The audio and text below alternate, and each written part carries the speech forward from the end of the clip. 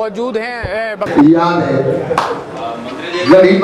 हमारे साथ मौजूद हैं वक्फ बोर्ड के मंत्री और दुग्ध उत्पादन मंत्री चौधरी लक्ष्मी नारायण मथुरा अपने गृह जनपद में लोगों से वार्ता कर रहे हैं। सर पहले तो बहुत बहुत स्वागत। और क्या क्या उपलब्धियां आपकी रहेंगी, क्या क्या जो बातें आपने विकास के दौरान? देखिए, डेयरी उद्योग को बुर्ज में पुनर्स्थापित करके उनको बाजार भाव से ज़्यादा मूल्य दिया जाए किसानों को और त्वरित भुगतान हो, ये हमारा प्रयास होगा। और एक यहाँ बहुत बड़ी डेयरी को पुनः स्थापित किया जाएगा। जहाँ तक धार्मिक विषय का सवाल है, धार्मिक विभाग में मैं यहाँ गीता शोध संस्थान की स्थापना करूँगा, क्योंकि गीता एक ऐसा ग्रंथ है जो पूरे विश्व में सर्वोपरि ग्रंथ माना गया है। हम यहाँ ये कोशिश करेंगे एक यहाँ के ब्रज के कलाकारों को एक मौका मिले कि ऑडिटोरियम की स्थापना करेंगे, जिससे हमारे समस्त बच्चों को, हमारी बेटियों को मौका मिल सके और अपनी कला का प्रदर्शन वो बाहर कर सकें। जब वक्फ बोर्ड आपके पास है तो क्या क्या नए बदलाव उसमें नजर आए? देखिए, वक्फ बोर्ड में जो अब तक धांधलेबाजी है, वक्फ बोर्ड में जिन संपत्तियों पे अवैध कब्जे हैं उन सबको उनके कब्जे से निकाला जाएगा, उनके विरुद्ध कठोर कार्रवाई की जाएगी।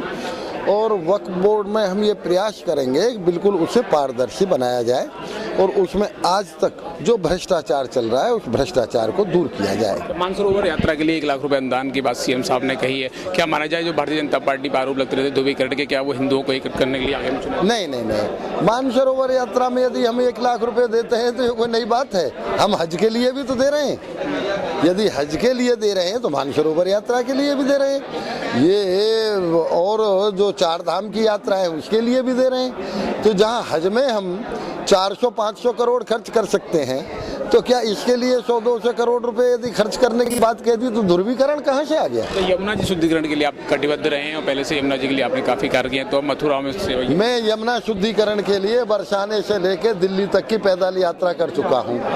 और आज भी हम यमुना शुद्धिकरण के लिए नमामि गंगे जैसी योजनाएं सरकार की चल रही हैं, आदरणीय मोदी जी की, उसके तहत जितना भी शीघ्र हो सकता है उतना शीघ्र हम यमुना शुद्धिकरण के लिए, जिससे अविरल धारा बहे और यहाँ तीर्थ यात्रियों को आचमन करने के लिए एक पवित्र पानी मिल सके, ऐसा प्रयास हमारा होगा। जो एंटी रोमियो जो स्क्वाड बनाया गया है उस पर विपक्ष की बार-बार निशाना साध रहा है कि उसका नाम गलत है और जो निर्दोष लोग हैं, जो युवक युवतियां घूम रहे हैं, उस पुलिस बेवजह। विपक्ष तो इसलिए उस पर निशाना साध रहा है कि विपक्ष इस के जो गुंडे थे वो इन्हीं कामों को कर रहे थे, गैंग रेप कर रहे थे, लड़कियों का अपहरण कर रहे थे, इसलिए वो तो इसकी बुराई करेंगे ही।